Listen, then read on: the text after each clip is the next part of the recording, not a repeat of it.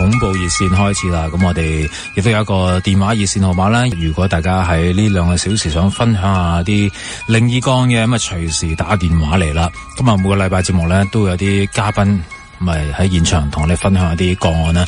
嗱，今集呢一位嘉賓啊，嗱，因為今集咧首先我哋有2位嘉賓出現啦，其中一位嘉賓咧就我都識咗佢好多年，10幾20年都有噶啦。咁佢好特別，佢係一位醫生，係一位家庭科醫生啊。咁我哋冇見好多年噶啦。以前喺電台做節目嘅時間咧，因為都有時牽涉到一啲同醫學有關嘅節目啦，我就要攞部機去佢嘅診所咧，就同佢傾偈啊，訪問佢咁樣啦。咁啊，基本上全香港人好多都會識呢位醫生噶啦。咁佢除咗醫生之外咧，亦都做好多訪問啊、幕前嘅工作，甚至乎唱埋兒歌噶。可能大家都有啲想法啦，都應該知佢係邊個啦。咁我就話，咦，點解有一日佢突然間透過啲朋友想搵翻我咧？可能佢冇咗我電話啦。咁我就諗，咦，唔通阿醫生呢排見到我，可能面色唔係幾好，上嚟做個檢查啦咁樣。咁啊擔心啦，跟住好啦，我終於打翻俾佢啦。咁佢就話：喂，潘紹聰，我係李家仁醫生啊。咁樣，哇，李醫生咩事啊？好耐冇見啦咁。咁佢話原來咧，佢身邊亦都有一位女士啦。咁啊，好中意聽鬼故，甚至乎咧呢個女士咧係一個超高靈啊，係啊，靈感個靈啦。佢話佢好想分享佢嘅個案，咁我話好正，於是就促成咗今晚咧喺呢個部分裏邊咧，有阿李家仁醫生同埋佢呢一位女性嘅朋友啦，同我哋一齊傾下啲靈異事件，又從一啲靈異事件裏邊咧，用啲醫學啊、科學嘅角度去分析下，有冇可能其實唔係靈異事件，亦只係一啲心理同生理嘅狀況咧。好啦，我哋先嚟同阿李醫生打個招呼先。李家仁醫生你好。你好。哇！我真係諗都冇諗過啦，今晚喺咁嘅情況之下咧，再見翻阿李醫生，我哋冇見幾多年，李醫生。10幾年啦，真係10幾年啊！真係10幾年啊！想當年你揸住個機上個診所，我哋講啲健康嘅嘢。而家都好健康㗎呢個，非常健康嘅，睇你個樣非常健康。係咪啊？梗係啦。係我諗住俾你把下脈，唔係把脈，探下。一樣啊，把脈一樣啊，都係要把脈㗎。大家都健康，最緊要見到李醫生都好健壯。係，多謝多謝。係啦，希望大家都健壯。嗱，咁啊真係諗唔到喎喺靈異節目咧，點解會今日阿李醫生其實佢係揾翻我啦？係啊，就話你有個朋友咧，係啊，就有好多靈異經歷喎。係啊，其實咧好多朋友嘅，你咧就好多 fans 嘅。係啊，即係我啊就怕鬼，我就唔敢睇嘅。OK，係啊，咁佢哋好中意睇。啊死！我識佢啊，咁可唔可以見到佢啊？咁我試下啦。咁又打俾阿何松恩，又揾新城啊。喂，同我揾佢啊！咁啊，挖到你出嚟。咁即係今日咧，我哋呢班朋友咧真係幸運啦，有機會見到廬山真面目。哇！多謝你安排先。啊，要啊呢啲。但係我都想問下醫生，我都冇同你接觸過傾呢個話題啦。係啊，你對靈異嘅嘢係信唔信咧？就我信㗎，即係我信呢個世界唔係淨係我哋人嘅世界。呢個空間咧有好多度空間，不過係我哋 feel 唔到、睇唔到、聽唔到嘅啫。所以人鬼之說咧，實會有㗎。咁你就算你話基督教咁啊，創造咗神有耶穌。但又有魔鬼嘅，咁點解咁樣嘅咧？即係根本就係會有，會有呢啲事。咁啊，佛教又有，係嘛，乜都有，道教又有佢嘅。不過無論點樣，無論你信定唔信，只要你做人做得正，係啦，咁就唔使驚。其他咧就聽下古仔啦。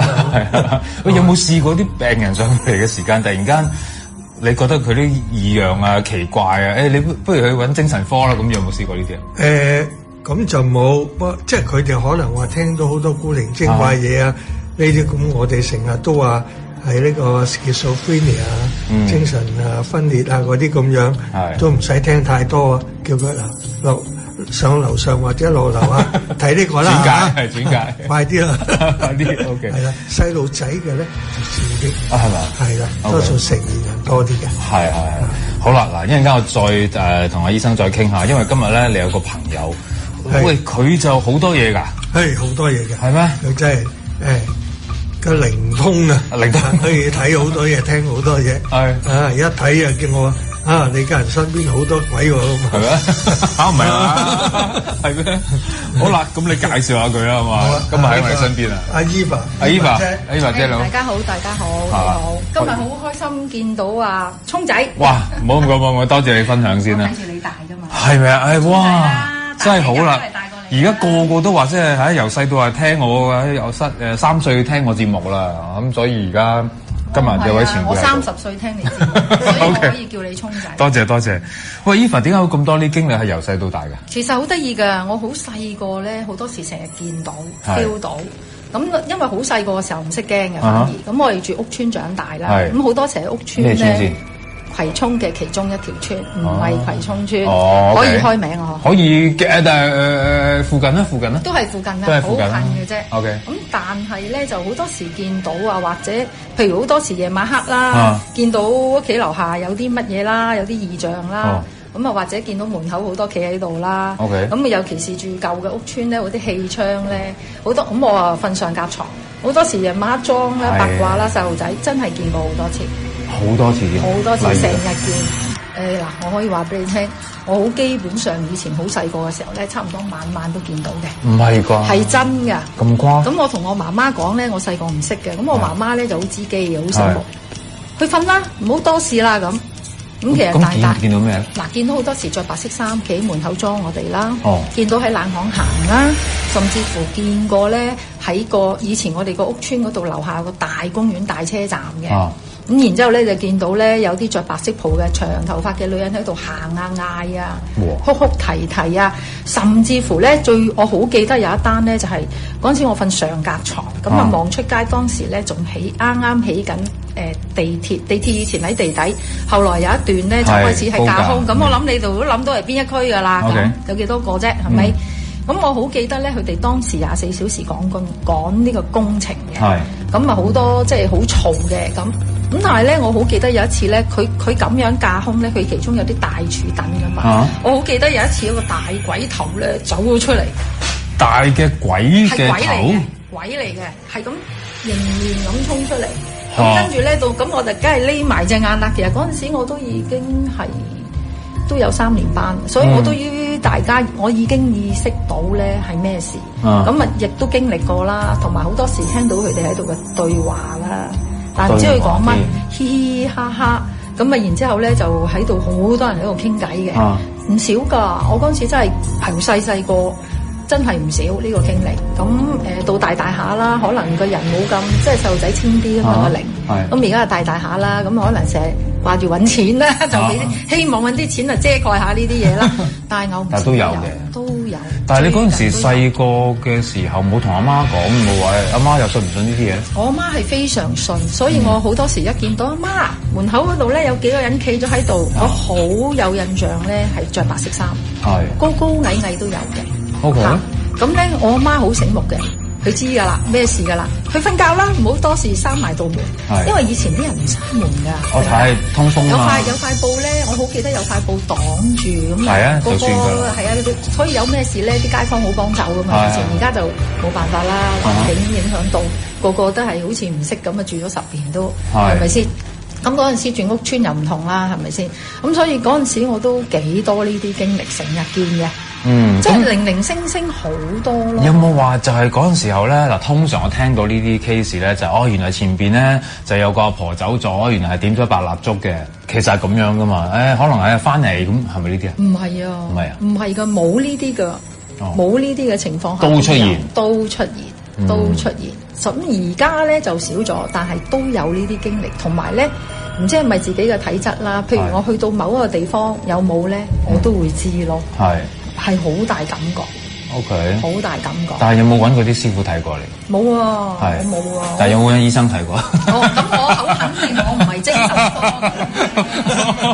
肯定唔係啊嘛。我喺呢幾年疫情都咁安然度過，應該冇精神病嘅，因為喺嗰幾年好多人都好 nervous 好緊張。咁我成日都話，我話你哋再係咁嚟緊咧，過咗就要睇精神科。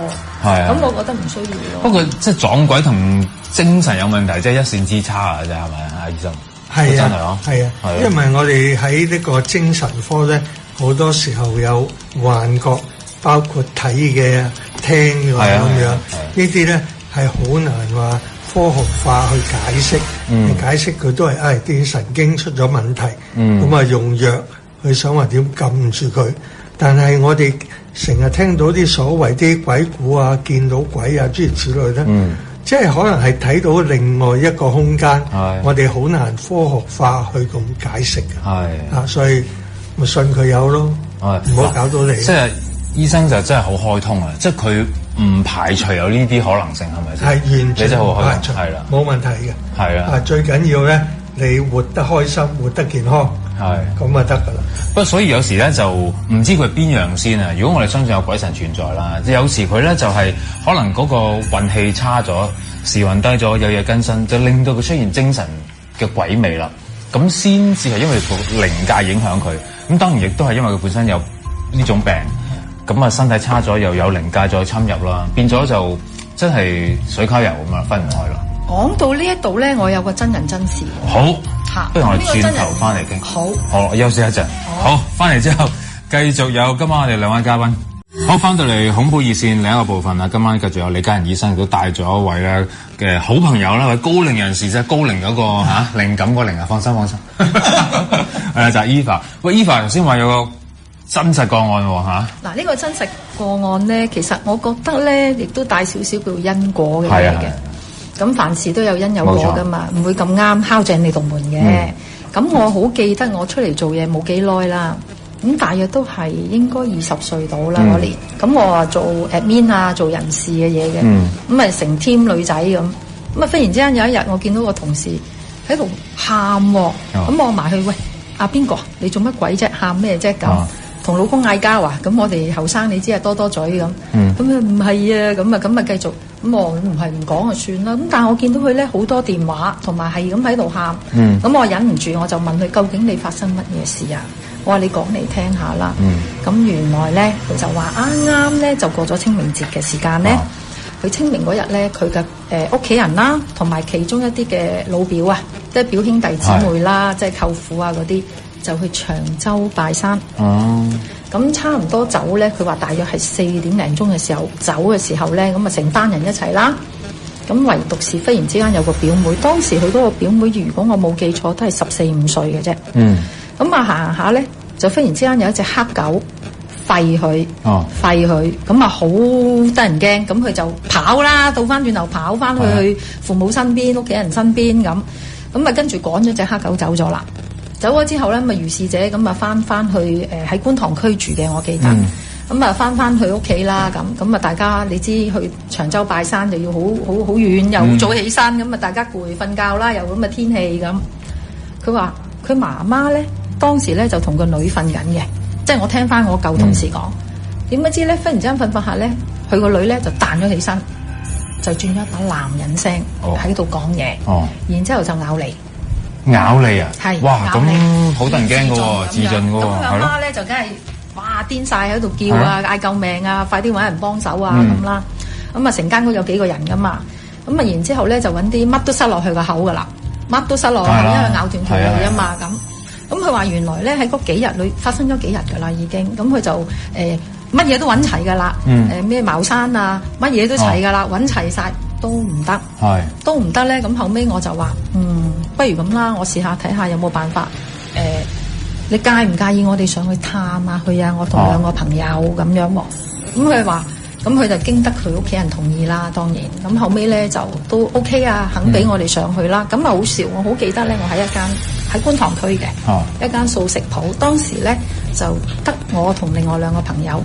咁咁啱咧就撞到另外2個朋友喎。咁其中一個咧佢係通得到嘅。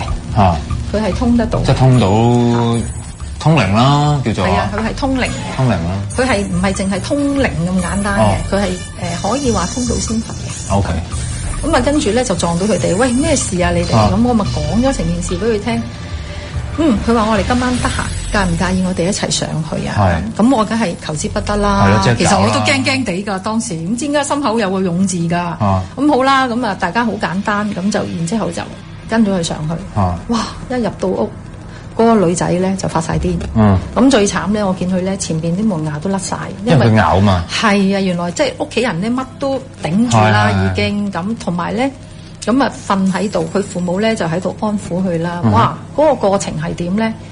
唔係佢自己嘅聲音啦。第一，第二咧，佢就講一啲唔知佢講乜嘅。變咗男人聲。係，同埋咧就講啲粗口又講齊啦，一陣間又話要自殺啦，即係好多有啲話我都唔識聽，即係亂講一啲嘢啦。咁好多，好得人驚。咁我哋見到都幾靚女嘅陰公咁。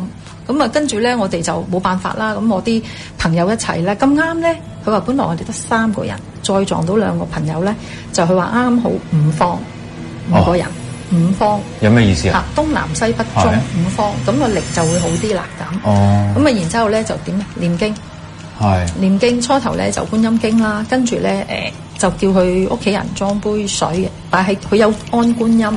就擺喺觀音菩薩嗰度咧，咁啊念咩咧？大悲咒，大悲咒，咁啊然之後咧就俾啲水去抹啦，俾佢飲咧，咁佢就定啲，咁過咗一段時間咧，開始啦，我有個朋友通得到，就同佢講啦，即係同佢中間佢哋自己喺度講數啊，所謂，咁原來咧最終咧翻嬲到係一個咩問題咧？原來呢一個靈界咧係佢爸爸過往生殺死咗人嘅。冤親債主，咁而家先揾到佢咧？咁而家追到呢一生，追到呢一生，應該如果係清朝末期嘅，清朝末期嘅冤親債主追到呢一生。OK。咁當然，我都幾廿年前嘅啦，其實嚇。但我而家都有翻咁上下嘅啦。唔覺。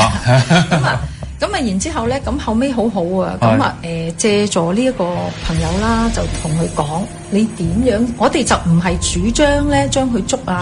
當然啦。我覺得咧，吃半斤就還8兩，好公平嘅。咁啊，我哋就反之而咧，係希望話你俾機會去做一啲嘅功德，回向俾你啦。咁好咯。咁我呢個朋友其實都搞咗好耐，搞咗10幾個鐘，我都好攰啊個人。咁啊。同佢傾啦，同佢講啦，咁咪做好多嘢，叫佢初頭好多嘢都唔肯，講到明要攞佢個女嘅命，咁亦都好奇怪，佢有幾個仔女喎，咁點解要攞佢咁得意咧？佢話亦都講到明，佢之間都係有啲因果啦，同埋咧呢個女最叻最靚啊嘛，就要攞最靚嘅嘢。係啊，咁我好多年前咧有個朋友問過我嘅，佢話Eva。點解啲人譬如父母做嘅罪，點解要啲仔女去承受啊？咁我問過一個問題，解釋咗俾佢聽。我話你知唔知人世間有咩係最痛苦啊？就係睇住你最心愛嘅兒女受苦啊！係簡直係屠咗你嘅心㗎，可以。咁所以呢一刻我亦都好明，嗰一刻啊，我都好明白點解佢要攞咗佢呢個女，攞佢個女嚟做代替咗佢嘅罪啦咁。當時講到明，一定要攞佢噶啦，唔攞唔得噶啦，咁應該都害得佢幾慘噶。咁後尾咧就經過一個好長嘅時間，幾個鐘就同佢講，我嗰個朋友就不斷同佢講啦。OK。後尾點咧？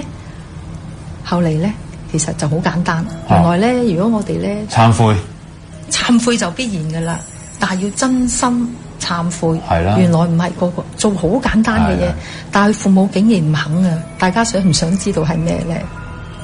即係呢樣嘢好奇怪啊！我當時你知唔知？個父母唔肯係乜嘢？你知唔知啊？咁當時性命嚟嘅喎，係啦！我到而家幾廿年後都喺度摸不着頭腦喎。叫佢終身不嫁？唔係，係要佢父母做嘅，尤其是佢爸爸。你估係乜嘢啦？叫佢爸爸一定要做，好簡單嘅，唔好食肉。哎呀，你好聰明啊！真係嗱，佢就第一件事咧，初頭咧就叫佢點咧？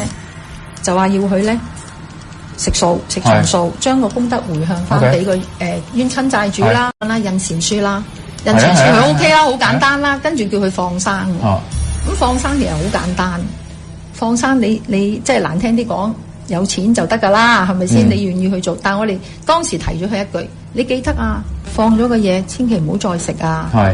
你知唔知佢父母講咗句咩？哦。咁我哋放金魚咯。哦。我親自聽住。放金魚。係。黐線。我呆咗啊！我你放去邊啊？呆咗啊！放金魚，你食金魚嘅咩？咁即係我呆咗啊！當時個靈界聽到好嬲，係覺得佢係唔願意。我根本就唔可以放金魚啦。冇可能放金魚，叫你唔好食嘅嘢乜都放啊！就食長齋都要食啦。如果俾着自己啱唔啱啊？佢唔肯做，死都唔肯，最後拉倒咗。點樣啊？唔再同佢傾，走咗咯。哦，咁佢咪死？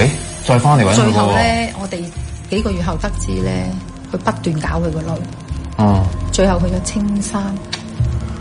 唔係啊！真㗎，咁講真幾十年啦，而家點我都同個朋友都冇來往。咁你話錫個女咁樣係咪先？你唔食肉有幾難啫？係啦，咁咪真係難聽啲講，叫你唔食你都唔食啊，乜都可以做啊，即係為兒為女好正常啊。講真，就算真係我哋如果只有稍有慈悲心嘅人，為咗朋友都會做啦。梗係啦，啱唔啱？好難啊！所以我當時呆咗，跟住嗰個靈界咧好嬲啦。拉到唔同佢講得啦，你都冇誠意，我已經退得好緊要㗎啦。你害得我幾慘啊 ！OK， 就係咁樣。咁啊，呢一個我係親自睇住一個細路女用一個男人聲去講嘢，仲講咗好多我哋都唔知佢講乜嘅。咁當然我朋友知，同埋我朋友咧，佢係知道佢點害死佢，但係話我唔講得咁多。只不過真係有件咁嘅事。真嘅，唔係亂講嘅個靈體。唔係，亦都係冇收取佢一分一毫，咁冇必要係佢啊。係咪先？反而係奉勸佢做積善、行善積德、回向功德俾個靈界。但係佢最重要，佢爸爸唔肯。呢啲都係一啲業障。業障呢個係我親身經歷。哇！我見到嘅時候我都哇，點解男仔聲即係男人啊，好惡，講晒粗口，即係講到話要整死佢個女啊，好多唔同嘅説話出咗嚟。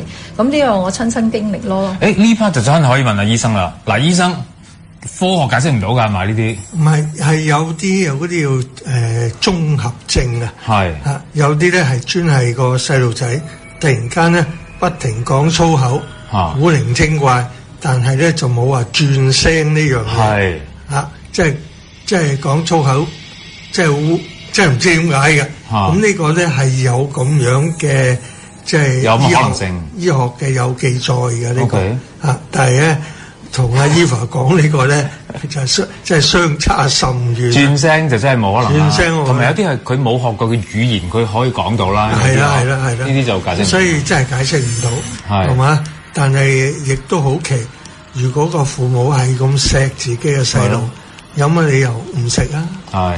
即係一定要食啫，係咯？點解唔可以食下素啊？或者唔食肉冇乜問題㗎？不過可能咧嗰陣時咧就冇而家啲素肉啲做得咁精緻，都唔會。而家啲素肉做到真係好似真肉一樣，但係咧一定要提各位，所有呢啲咁樣嘅素肉素乜嘢咧係好多加料落去嘅。呢個咧。反而係對個健康係有啲問題，係啊，呢個都係精製，其實咧就唔係一件咁好嘅事，係嘛？哇！我又學到嘢，係啊，聽恐怖節目學到醫學嘢啊！係啊，呢個真係啊，即係一路係好多人做研究，應唔應該食呢啲咧？做到咁似，但係一定係落咗好多香料啊、調味劑啊，諸如此類，搞到好似仲更加唔健康。可能仲更加唔健康咁樣嘅，所以咧食素咧諗清楚，睇下食邊種素，係咪真係從心而發啊？定話真係唔受得肉啊咁樣咧？係嘛？好精彩啊！我哋又學到嘢啦。好，我哋翻嚟繼續再傾。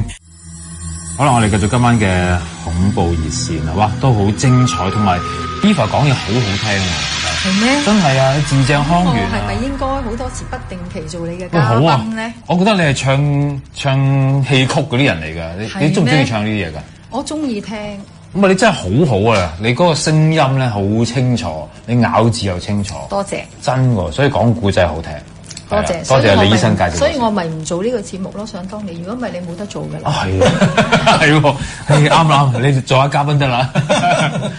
好啦，咁啊頭先就話有單嘢就再可以分享啦。我哋咪下講咧，就話原來係同一單命案有關係，係咪先？應該咁講係都可以當係命案啦。咁因為咧，我哋好早期咧就要上國內度做嘢啦。咁我就做一個管理嘅。咁我好記得咧，就好多年前啦，都10幾年前有一個夏天，我好有印象，當日係8月1號。星期六咁因為呢件事太刻骨銘心啦，所以冇辦法唔記得嘅日子啦。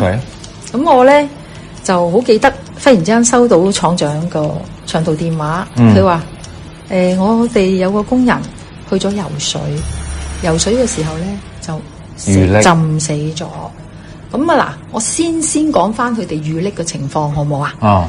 咁因為咧係夏天啦，你知咁多年前其實都未仲係話咁多泳池嘅喺國內，都好多人咧就一放咗工，啲工人就自己走去有水就游咁樣啦。咁佢哋話咧當時原來係攞2個人走嘅，點解咧？就係捲走咗，睇住忽然之間咧嗰個水嗰度咧，個水域嗰度咧係2個漩渦捲走2個男仔嘅。咁跟住啲人咧就梗係好緊張去救啦，咁就拉到一個上嚟，其中一個拉唔到，咁拉唔到嗰個就好可惜啦，走咗啦。咁啊，梗係要匯報啊嘛，我哋係領導啊嘛，管理層啦。咁啊，跟住我話咁點啊？咁佢哋話冇辦法啦，而家要報警啦，要揾啦。咁講老實，10幾年前咧都未係而家咁先進。咁所以咧，同埋唔係區區有水警㗎，我哋仲要去借㗎。借當中咧都唔會話即刻有得俾你嘅，因為佢可能落更啊、未翻工啊咁，同埋係夜晚黑。咁啊難啦。咁啊後尾咧都揾人打鬧唔到。鬧唔到。咁啊後尾咧，咁我就跟住第二日星期日啦。咁佢哋話你唔好嚟啦，你休息下，因為好熱啲天氣。咁我話好啦。咁但係星期一跟住個星期一係8月3號，我就必須要上啦。因為都幾大件事啦，第一同埋最弊係咩咧？揾唔到個條屍啊！揾唔到條屍係好麻煩嘅喺國內嚇，咁邊度都難麻煩啦，唔好淨係話國內啦咁同埋我哋都要處理好件事噶嘛，係咪先？咁啊跟住咧，我上去之前咧，即係我有少少八卦啦個人，咁我就叫啲廠長啊，叫啲同事嗱，你去買定啲製品，乜嘢嘅製品搞好晒，譬如一啲溪錢啦、金銀啊，同埋好多唔同嘅衣紙。有冇買西瓜？有，真係有咧。買咗1個。真係要買西瓜。咁唔係消暑啊？佢哋以為消暑啊，佢哋消暑。唔知點解佢哋唔識啦。咁佢哋冇呢啲概念。咁啊，跟住咧，我話哇，真係大汗搭細汗，我幾慘啊！翻嚟買咗好多支防曬用嘅嘢。因為點解咧？好曬，啱啱嗰個天氣係最熱㗎嘛。我好記得當日40度。喺廣東省嘅一個地方，東莞啊，咁後尾咧我就叫啲同事車我去，佢喺邊度浸死，咁啊帶咗我去啦。咁跟住咧我就唔理啦，做一個儀式啦。你識做㗎？拜神咯，跟住就同佢講咯。我話嗱，你一定要出翻嚟，如果唔係就你又麻煩，公司又麻煩。咁搞掂晒之後咧，個同事問我真係好好笑。個西瓜點啊？掉落海啦！因為佢哋有都係外省噶，佢哋唔知做咩噶，咁啊掉落去，佢哋可能初頭以為真係俾佢消暑，咁啊掉完之後咧，咁啊慘啦，走咯，咁啊走咧，我個心都喺度諗，嗱，你真係乖乖地出翻嚟啦，唔好咁樣啦，如果唔係大家都好辛苦，即係個心裏邊同佢傾啊，咁啊如是者咧，咁啊跟住咧就一路好得意嘅。個司機開住部車，我同埋啲廠長就一齊喺度喺河邊啲位啊，喺沿水嘅位兜啊。因為咧，大家應該知咧，由東莞咧有一條東江河，正就係流到入香港，我哋其實食佢哋嘅水嘅。係啊，所以不過我話俾你聽咧，佢哋喺度沖涼又有啦，游水又有啦，咁樣我睇唔少噶啦。咁啊，跟住咧，我就再翻啲資料咧，我就問啲同事，我話佢喺度做咗幾耐啊？咁佢話做咗3年啦咁。我話佢咪一路都喺廠住啊？佢話係，我話得啦，唔使講，我話一定喺廠浮前邊嗰個位浮翻出嚟噶啦。哇！你咁犀利！我唔知點解我會知。咁啊，跟住咧，同一日嘅挨晚，佢真係喺廠前邊嗰個河位浮翻出嚟。邊個發現啊？啲人喺度一路揾喺度打鬧咯，咁咪有人見到啊，即係啲人個個喺度幫手揾嘅，其實條村嘅人啦、公司嘅人啦，咁啊一路幫手揾，咁就見到啦，見到撲轉咗，佢哋同我講撲轉咗，就浮咗上嚟㗎啦咁。我又好勇敢嘅喎，唔知點解嗰陣時真係唔驚嘅喎。我話上咗嚟啦，咁啊快啲！其實當中個過程好辛苦嘅，又要揾水警啊，又要好多手續啊。哇！搞到我咧已經咧真係幾日幾夜都唔使食飯嘅，好慘㗎。咁啊跟住然之後咧，我就落去，我話帶我落去，我要睇下咁。咁啲同事當時唔係好肯俾我去。佢話唔好啦，已經爛啦，開始啲肉咁。我話唔驚，我話我都要去睇下咁。咁我都望到發晒脹。發晒脹，同埋真係都開始有啲味道啦。咁因為3日㗎啦嘛，3、4日㗎啦嘛咁好啦，揾到之後，佢屋企人個過程咧就唔講啦，算啦，都過咗去啦。即係第一日咧就細佬啦、父母咧就嚟同你攞啦嚇，即係話我要揾翻個仔。咁啊跟住過咗2日之後咧就點咧？又不過係之後咯喎，之後咧就同你即係想攞錢，你明㗎啦。嗰啲過程我唔講啦咁。咁啊，跟住咧揾到咯喎，哇！咁啊，即係個心都安啲啦，定啲啦。咁啊，自己嘅心上面都同佢講，你好啦，你都乖啦，出翻嚟。因為我成日覺得就係佢喺度幾年嘅生活，佢一定喺翻我哋呢個附近位出現翻嘅。呢個係一個情意結喺度。佢唔係去邊啊？佢屋企又唔係喺廣東省嘅，好遠嘅地方嘅。咁啊，然之後咧揾到之後點咧？咁啊，跟住我就安樂啦。咁啊，叫啲同事唔好理啦，喺廠門口咧就拜神先，拜一個好簡單嘅。咁啊，安樂咁好咯喎。但冇打齋咁，因為嗰啲冇㗎，都唔會超度係冇㗎嘛，係咯，完全有冇招魂咩？冇嘅，咁自己做咯，自己做咯。希望佢攞住少少嘢或者上路啦咁樣，求安下佢嘅心。嗱，你放心啦，會同你屋企人處理㗎啦。即係我意思係咁當然後邊都處理得好唔開心，因為難聽啲講，佢屋企人有啲勒索咯。你明啦，唔使我講啦，因為我明嘅，因為佢即係我好深刻一個印象就係、我個仔都死咗咯，我要條屍做咩？你俾翻幾多錢我啦？我好唔舒服咯呢句説話。咁呢度算啦，都過咗去。咁啊跟住我哋本來就住酒店啊嘛，咁啊因為太晏啦，同埋好攰。我話唔好啦，喺高級員工宿舍嗰度咧，就開個房俾我自己今晚喺度瞓啦咁啊，其實冇人得我一個啫喎，嗰層裏邊得我一個人嘅啫，嗰晚黑。咁啊，跟住如是者咁啊諗住，唉，好攰啦，頂唔順啊，出去瞓覺啦咁啊閂電視啦，佢又開翻，閂咗電視又開翻，咁我心已經諗唔好搞啦咁，跟住開燈又熄燈，嗱呢個係親身經歷嘅。咁我跟住咧，我話嗱，我真係好攰，我真係唔驚㗎啦，你唔好再搞我啦，你而家中意點你就點啦。但你唔知係佢嚟嘅，你以為其他嚟？其他㗎，一定唔係嗰個男仔，我好肯定係其他嘅。係，我知道係其他。咁啊，如是者咧，咁啊搞咗一輪，我就鬧啦，真係頂唔順啊嘛，好辛苦啦已經。我話唔好再搞啦，你中意點就點啦，我要瞓覺，我頂唔順，我聽日仲有好多嘢做啊咁，啪一聲熄咗眼燈。我已經唔理啦，你中意點就點。熄咗眼燈咧，跟住咧，我睇住我自己張床嘅床褥邊，有個人住咁坐咗落去。好驚喎！我又唔驚。有個重力咁樣。係啊，睇住佢壓落去，跟住我話是但啦，你中意點就點啦，我真係頂唔順啦。你中意玩乜都好啦，你唔好再搞我啦，你中意喺度搞乜都好，總之你唔好搞到我就得啦。咁咧，如是者咧，第二日咧就我覺得始終佢同我哋揾咗幾年錢啦，咁我跟住都買咗好多嘢翻嚟燒俾佢。咁燒個過程其實我都感覺，我當時嘅感覺唔係淨係佢自己嚟攞咯，係一層煙好多唔同嘅嘢。因為你明㗎啦，咁我話都唔緊要啦，都係安慰到佢嘅心。咁就呢個亦都係我嘅親身經歷。咁你問我驚唔驚咧？好多人成日問你驚唔驚啊？我話你唔好用個驚字去講，我覺得你第一佢有佢嘅空間啦，第二就係你本住個咩心去對待佢，佢係知嘅，佢係比任何一個人都清楚。所以我覺得當日坐喺我床邊嗰個肯定唔係佢，係另外一個，咁無處不在噶啦。咁所以啲人問我驚唔驚嚇？我唔驚，我就係好想瞓覺啫。嗰一刻我話是但啦，所以我好記得我話唔好再喺度搞啦，你中意點就點啦，我要瞓啦。咁啊跟住撲熄咗眼燈。電視乜都冇再開，跟住就係見到佢住咁就喺嗰個床褥邊度，一個壓力壓咗落去，係好明顯係好似坐落去咁樣。咁啊跟住是但你啦，跟住我瞓到天光，因為真係都好攰啦，就係咁樣。哇！李生都聽到好入神喎，係非常精彩，好精彩喎。始終其實我都唔明點解個西瓜的故事咁嘅嘢，西瓜點解要西瓜？有冇聽過？冇聽過。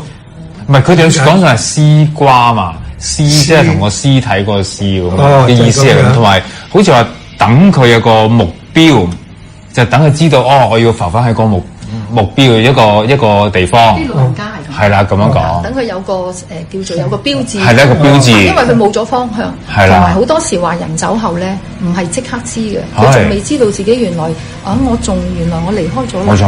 離開咗呢個世界啦。同埋佢哋都好凄涼嘅，佢唔知自己應該點，唔知自己嘅目標去邊。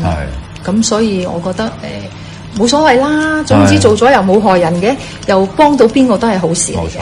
因為佢水分多嘛，佢會浮啊嘛，咁所以佢咪好似一個浮標咁樣嘅意思係咁樣嘅。係啦，買個大西瓜，冇錯，係細啲唔得，細啲唔得，細啲唔得，有運冇運都冇乜所謂。係啊，冇錯。要大。呢啲就係我哋民間嘅傳統嘅智慧啊。咁我覺得唔係話迷信嘅，咁做咗出嚟又冇，都係嗰句，總唔知冇害到人，又幫到人係好事嚟㗎，係咪先？咁所以我又係唔驚咯，我唔知點解唔驚咯。零零星星好多啦，譬如好似我哋出差都好多㗎，睇住㗎，原來喺個房度幾日。係啊，跟住我哋，譬如好似我試過去美國啦，咁喺嗰度住咗成個禮拜啦，喺嗰個酒店係 Miami Beach，即係叫係嘛 Miami Beach 嗰度，咁住某一間都5星級嘅酒店住咗幾日。咁我哋當時3個女仔一個房，咁跟住咧，咁其中有2張床啦，有一張就梳化床啦。咁當時啲同事好好嘅，喂，我哋輪流瞓梳化床，咁我就話唔使啦，我瞓啦。咁我好記得張梳化床咧就對住個房門口嘅。咁當時咧，咁我就都好奇怪㗎啦，點解嗰個女同事晚晚都喺度唔知做乜鬼咁樣嘅咧？咁我又好醒瞓嘅喎，咁又閂冇地方啦。直至到最後一晚，我哋3點鐘就要起身啦。點解咧？因為我哋要好早出發去第2個埠，揸10個鐘頭車。你知美國啲地方㗎啦咁。咁如是者咁我話瞓唔着又驚自己起唔到身㗎嘛。咁跟住，剪即係喺度即係喐嚟喐去咁。差唔多大家都要起身嘅時候，我睇住一個男人嘅黑影喺我眼前經過，然之後喺個門口走咗。即係穿牆過壁。係，我睇住穿牆過壁，其實成日都有嘅。都簡單嘅啫，其實。好簡單，好似我喺舊公司臨搬喺個倉睇住佢行出嚟喺個牆嗰度走咗，我都見過啦。如果講起一單咧，我唔知係咪叫結界咧？我哋舊公司個 office 喺荃灣區嘅又，咁咧咁你知我哋呢啲自由時間啦，同事又唔同啦，咁我好記得有一日我好晏出去啦，咁我跟住我翻到公司差唔多3點喺樓下，2點零3點啦，咁其實同事開晒工，咁我斯然咁咪自己搭 lift 咯，咁我可以講嗰個 number 出嚟嘅，26樓18室，2618，咁唔好講邊個標準啦，費事嚇親人啦咁我咧。喺度咁樣成日出去入，冇理由會搞錯嘅喎。咁如是者咁話，嗰日一開門個 lift，咁我好記得咧。如果喺呢一個方向個 lift 一出咧，我哋就喺呢一邊翻去 office 嘅，喺我嘅右手邊。咁我咪如是者咪出開門個 lift，哇！做乜煙霧瀰漫？我已經咦咁樣咯，我自己。咁跟住咧，我行勻成個圈啊，揾唔到自己個 office 嘅門口。咁跟住咧，我心知咩事啦，好冷靜咁撳 lift 落翻去，行一個圈，翻上嚟，揾得翻。唔少啊呢啲，咁同埋咧，我俾個 tips 大家，我唔知你哋信唔信。當如果你好驚嘅時候咧，嗱我自己嘅經驗，咁總有時候都會好驚噶嘛，大佬係咪先？你真係勇字清兵都唔會咁勇噶，我會點咧？唞一啖大氣。忍住唔好呼氣，揾到你最安全嘅位，譬如你離開現場，你先可以去呼吸。因為點解咧？我會覺得佢哋 feel 到我哋驚唔驚？係啊，我會覺得佢哋會知道 feel 到我哋嗰個呼吸嗰個急嗰個感覺，佢會知。咁所以我好多時都教人，如果你真係遇到嘅時候咧，你就自己睇下有冇辦法，即係可以離開現場，先吸一啖氣，咩都唔好喐，好似我哋游水閉氣咁。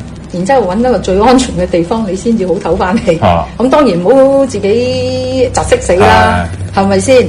咁所以咧，呢個咧係我自己覺得一個幾好嘅體驗。咁得意啊！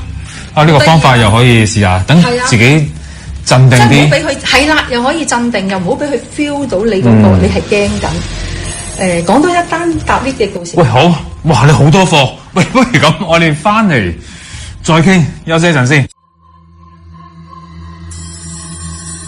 好啦，咁啊，之前咧就聽到阿李醫生啦，同埋佢嘅朋友 Eva 啦，特別係 Eva 啲經歷啦，即係都真係幾好聽，加上佢個演繹嘅聲音咧，都令人覺得係好信服啊！嗱，所以咧唔好就開未完嘅，因為咧仲有兩個部分咧，佢哋會分享一啲經歷啦，一啲 office 上邊嘅嘢啦。因為阿 Eva 工作嘅地方咧，通常咧即係揀咗一啲喺工廠大廈。一講起工廠大廈咧，其實都好多呢啲古靈精怪嘢。我自己都係啲工廠大廈做 office 啊，做直播啊，咁好多怪事都出現過噶啦。咁陣間第二個鐘頭翻嚟啦，咁仲會聽到佢哋嘅聲音嘅。咁但係與此同時咧，咁啊有啲信咧都積咗數個禮拜啦，咁我今日都要讀下佢嘅。嗱，又係呢位朋友啦，奪命金啊，係啦，喂，奪命金，我唔知你今日喺獄中仲有冇聽緊呢個節目啦，咁所以都多謝啲囚友啦，寫咗啲個案嚟我哋恐怖熱線分享。好啦，咁啊今次第二定第三次讀啊奪命金噶啦。好啦，咁啊講下先吓。佢話潘生你好，又係我奪命金啊，因為近排身體有啲唔舒服啦，所以咧就冇寄信上嚟啦。但係佢就話咧每個星期咧都有聽呢個節目嘅。嗱，今次呢單嘢佢話咧就比較新鮮啲啦，咁我用翻佢第一身講啦。嗱，咁早排就被安排去瑪麗醫院咧就照 CT， 去醫院嘅途中咧咁啊一切都正常啦，咁都係上晒孖葉啊，同埋個鐵腰鏈啦，咁啊去上個囚車啦。由兩個職員阿 Sir 咧就帶我去噶。去到醫院嘅時候，咁啊突然間覺得好頭暈啦，同埋好唔舒服。一開始咧都覺得自己咧係咪暈車浪站，應該都冇乜事嘅。好啦，咁啊跟住之後咧就去登記去照 CT 啦。咁好啦，就喺呢個時候突然間開始覺得有嘢，不斷咧有把聲喺我耳邊講話，可唔可以幫下我啊？可唔可以幫下我啊？哇！我完全咧就唔識驚，因為嗰刻我心諗，喂，你咪玩我啦！我自己本人都身不由己，我點幫你啊？所以咧我就冇理佢啦。嗱，當時可能自己時運低啦，咁啊直到我入去房度照 CT， 因為咧我要照個位置咧就係個心口同埋個腰個位啊，所以要阿 Sir 咧就解開我嘅鐵腰鏈。嗱，就喺呢個時候，阿 Sir 咧開極都開唔到個鎖。其實平時咧幾秒鐘咧就開到呢個鎖噶啦，但係嗰次咧用咗幾分鐘都開唔到。嗱，我知咩事噶啦，我即刻叫阿 Sir 就話：阿 Sir，你停手，俾少少時間我。咁我咧就喺房嗰度好大聲就講咗幾句啦。嗱，當時我就話：我真係身不由己啊，我暫時幫唔到你，請你俾我做呢個檢查啦。我之後出冊，我先諗下我點樣幫你啦。嗱，嗰刻嗰兩個阿 Sir 咧見到我咁樣啦，都呆晒。之後咧我話：阿 Sir 你開啦，真係開到，咁啊順利照完個 CT 啦。咁我都好明白佢點解要搵我幫手啦。但係事實我嗰時候我仲係一名犯人，我都身不由己，我冇能力幫佢，我只能夠出冊之後咧再諗下睇下點樣幫到佢啦。好啦，我唔想寫得太詳細啊，怕你讀得太長啦吓。好啦，咁就今次又分享住咁多先啦。好啦，咁啊亦都唔該晒奪命金啊，短短地呢個經歷啦，咁就有時都真係啊，喺嗰刻佢都唔想唔幫佢嘅，繼續會有李家仁醫生同埋佢嘅朋友 Eva 分享。